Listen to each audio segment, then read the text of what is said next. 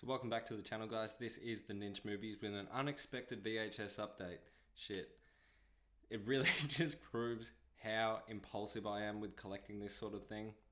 Pretty much I had a real lazy day. I've got work in about an hour and a half now. I needed to fill up my car and I was like, there's some op shops around here. Let's have a little delve into the op shops. And Jesus, I need new shelving, that's for sure, because my VHS room is looking like an absolute pit right now.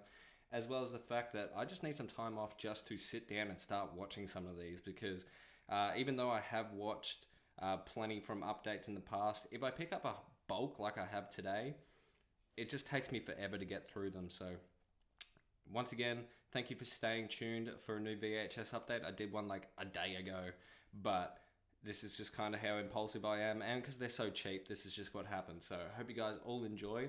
I'll start off with a repeat box set, but I couldn't go past it. So in the Out and About video, you would have seen that I picked this in particular Star Wars trilogy up, but it was silver. I think I paid $25 for that. And then I don't know what the difference is. Maybe this is a not in widescreen or something like that, why it's gold. If anyone could let me know down below. But $5 for this bad boy. So it's I know these things go for about $40 each on eBay, roughly. So I'd be a fool not to pick it up and have a duplicate of the Star Wars trilogy. So it does need a little bit of cleaning up, but for $5, couldn't go past it. So that's the only repeat buy there.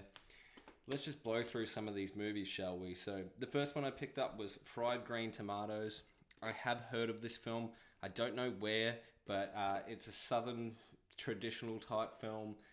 It's got Kathy Bates in it, and I recently rewatched Misery, so she's kind of on my radar again. I've also been watching The Big Bang Theory, and she plays Amy's mother. Have you seen this movie? Let me know what you think about it down below.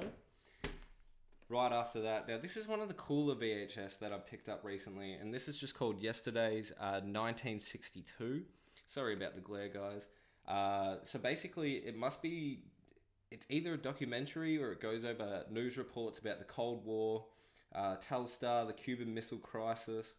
What else do we have? The First Family at Home and Abroad, the Kennedy something or other, The Year on Wheels, just basically a bunch of highlights from 1962. The cover on it goes hard as, and I'm just interested to see what this has to offer for $1. The VHS is in great condition. Yesterday, 1962. It doesn't have a lot of tape, so that is wound back all the way. So how long does this actually go for is the real question. I can't actually see it here, so I'm going with something like half an hour on this tape by the amount of length of tape on it. But I mean, if you've seen this in particular video, let me know. But if you're around for this sort of era of the world, let me know if you find that tape interesting. The next one up, we have A Dirty Rotten Scoundrels, starring Martin Caine and Steve Martin. Picked it up simply because I'm a big fan of comedy. Steve Martin goes hard as a comedian. I do like Michael Caine as an actor overall. I haven't seen him in a lot of comedies. It is in this ugly ass big box. You know, I do hate collecting these. But have you seen the film? Let me know down below. The next one up is meant to be an all-time classic, and that's why I picked it up, and that is Casablanca. Never seen it. In the same sort of vein as how I really enjoyed watching Gone with the Wind. It's just meant to be an all-time classic, and I wanted to give it a go. For 50 cents there, why not? Tape is in really nice condition, as well as it has this nice little backdrop. So that's pretty goddamn cool. Moving on from that, we have another absolute supposed classic. This is called Love Me or Leave Me with Doris Day and James Cagney. I don't normally pick up these Hollywood classics just because I know for my own personal taste, it takes a lot out of me to watch a film like this, but there was something sort of drawing me to this in particular cover. I do like, I mean, all the classic type films have the best photography on their VHS cases. And I just thought, you know, 50 cents, I'll watch it one day. I'm happy to have it in the collection. The next one up is another big box, but we have the film Snatch. I have heard many things about Snatch, but I've never actually seen it. Does it need to be on video? Not particularly, but I presume this will look pretty goddamn good considering It is later into the VHS's life cycle, and it comes in this pretty gnarly, yellow type Simpsons tape. So I like that. Have you seen Snatch? Let me know down below. Another classic, it was actually funny because at the Vinnies that I bought several of these tapes from, my high school science teacher was actually the clerk, the person running it, and she said this is one of her father's favourite films. She actually gave me a lot of insight on some sci-fi tapes too, so that was pretty goddamn cool. Winner of 5 Academy Awards, including Best Picture of 1941, and that is How Green Was My Valley. Once again, you can't tell me that the old school Hollywood films don't have the best looking photography. Like, this shit looks airbrushed to like the maximum. It looks beautiful. Black and white film, 50 cents. I mainly picked it up because of the Oscar buzz. I want to watch some of the old school Oscar winners. Have you seen it? Let me know your thoughts down below. The next one up we have is Michelle Pfeiffer and young Clooney. To be honest, I did not know that's how you spelt Pfeiffer. That is a trip out. And this is One Fine Day. I didn't even bother reading the blurb. I have no idea what the film's about. I just picked it up for young Clooney for 50 cents. Have you seen the film? Let me know what you think about it down below. Now, these two tapes got the ex... I mean, she might still teach, but my old science teacher talking, the clerk once again. Apparently, she's a big fan of sci-fi, and she'd never heard of this, but she loves Babylon 5, and I have been collecting the Babylon 5 tapes. From the creator of Babylon 5, we have the first 2 volumes of the show Crusade. Has anyone seen this? I still have yet to watch Babylon, but I am collecting these old school sci-fi tapes. I presume in standard fashion, yes, it looks like they're just 2 episodes a piece. So these should be an easy watch, 50 cents a go.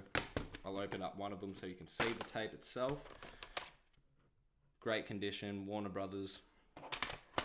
And I will mention as well, I did go to the Rotary again today, and there was a huge lot, I would say about 100 tapes of the TV show MASH, and they're selling the bulk listing for $30. Is that worth it? I've never watched MASH, but for that amount of tapes, is it worth it? Let me know down below. And if you're a fan of MASH and think I should get into it. Now, this one I picked up. I actually haven't seen this film, but this is one of the nicest looking clamshells, one of the best conditioned clamshells I've seen, and that is for the film Pretty Woman. It's in like this see-through clamshell, and it actually appears rather thin. It's kind of hard to get a comparison, but all the clamshells I have are about this thickness. This is just a real slim line. It kind of looks like it's not Australian, but to be in this condition with no sort of real cracks or anything is really, really good. Clamshells are my favorite to collect personally, and we have the Pretty Woman tape in great condition, as well as the exterior clamshell. It's a lot of people's favorite sort of rom-com. Is it yours? Let me know down below. Moving on. I've said in the past I'm not huge on musicals, but certain musicals really do like capture my interest. Like, I love the film Moulin Rouge and certain movies like that. This is meant to be one of the most goated, weird sort of musical films ever made, and that is the Rocky Horror Picture Show. This is the collector's edition. I've never seen it. I will watch it just for the experience. Once again, it's just so highly praised. It sort of became like a cult classic, but Tim Curry intrigues me the most. And I've had costume parties at like friends' places that like live and die by this movie, and they always dress up in the Rocky Horror theme. So I owe it to some of those friends to actually watch this for the first time. Have you seen it? Let me know your thoughts down below. Tape, it's in mid condition, but it actually looks like there's a reversible cover in that. That is gnarly. I have not yet seen a reversible cover on one of my VHS, so pretty goddamn cool. The next one up is, I believe I picked this up. It's got the tiniest little blurb on this, but this is called The Foreign Intrigue. So this is from 1956. Europe in the 1950s was racked by intrigue and espionage as the Cold War escalated. And basically, it's a investigation of a death of a man and blackmailing potential traitors. I picked it up because it's blackmail, there's murder, something afoot. I'm keen to check it out. Have you seen it? Let me know down below. The next one up, this one, once again, just the photography on this front cover sold me. Guess Who's Coming to Dinner with Spencer Tracy, Sidney Poitier, and Katharine Hepburn. I have nothing to say other than the fact that the cover looks beautiful. It looks like a classic film, classy, a bit more classy. I'm keen to check it out. The next one up here, we have young Harrison Ford, and this is Presumed Innocent. Come on, guys, you know the sort of movies I'm into. Even just the title intrigued me. Young Harrison Ford. Harrison Ford is obviously goated for films like Indiana Jones, Star Wars, all those, beloved childhood films. I have seen several of his standalone films. I don't think he is like a 10 out of 10 actor, so I'm hoping he is in this film. That's just me. There's no, he's played classic characters, and in those roles that he's known for, he's good. But when I see him alongside other actors, sometimes I'm like, I don't think he's A grade. That's just me. That might be a sin. It's probably somebody's favorite actor out there, and they've just disliked the video. My apologies. But I am giving it a go. Like, I'm not a hater or anything. I just haven't seen him wow me in anything that wasn't Star Wars or Indiana Jones. The next one up in this, once again, Simpson-like big box. Hideous big box. I only picked it up for $1, and that is Shakespeare in Love. I believe I did watch this in high school. I can't remember it at all. I've heard it's pretty much like one of the worst Oscar winners of all time. Unanimously, a lot of people don't think this film's aged that well. It's once again another Gwyneth Paltrow film, which is so weird that I've been picking up consistently her films recently.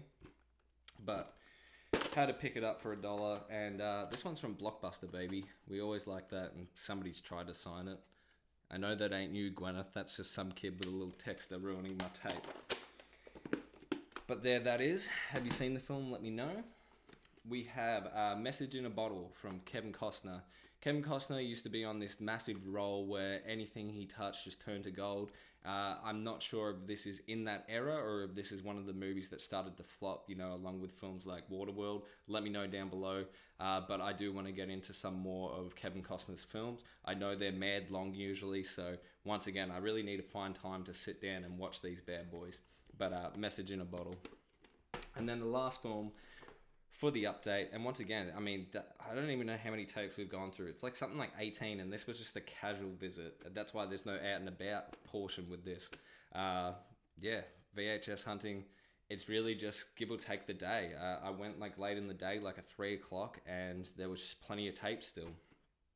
We have the last film is the Capricorn 1. And I'm looking at this, and I'm like, why did I pick this up? Space type adventure movie. Do you know what sold me on it? Right there, baby. O.J. Simpson's in this film. I know he's famous for the Naked Gun movies as well, but just seeing O.J.'s name on this, obviously since he's passed away, and once again, if you're a fan of the channel, you know what sort of documentaries and films I'm into. Seeing O.J.'s name on this, it was a must buy. So I don't know if the film's any good, but O.J.'s in it. I want to see his shit-ass acting. And with that said, guys, that is the update. Leave it a like, add it to your favorites, and subscribe, and I'll see you guys in the next one.